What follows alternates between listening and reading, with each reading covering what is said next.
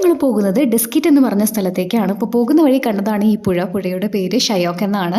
അപ്പോൾ ഡെസ്കിറ്റ് ഇത്രയും ദിവസം നമ്മൾ കണ്ട ലഡാക്കിനേക്കാൾ ചെറുതായിട്ടൊരു വ്യത്യാസമൊക്കെ തോന്നിയൊരു സ്ഥലമാണ് കേട്ടോ. അതായത് ഭക്തി അങ്ങനെയൊക്കെ ഫീൽ ആയൊരു സ്ഥലമായിരുന്നു.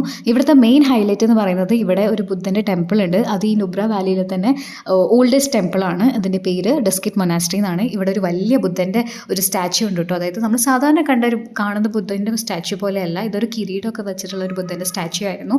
ഇപ്പോൾ ഏകദേശം ഒരു ഈവനിങ് ടൈം ആയിട്ടുണ്ട്, ഒരു 5:30 6 o'clock. അപ്പോൾ സൺസെറ്റൊക്കെ ആവുന്നൊരു ടൈം ആയിട്ടുണ്ട്. ഈ ഒരു ഏരിയയിൽ നിന്ന് ഈ സൂര്യനെ കാണാൻ നല്ല രസമായിരുന്നു കേട്ടോ. അതായത് നമുക്ക് സൂര്യൻ വളരെ അടുത്താന്ന് തോന്നിപ്പോകുന്ന പോലത്തെ ഒരു വ്യൂ ആയിരുന്നു ഇവിടെ.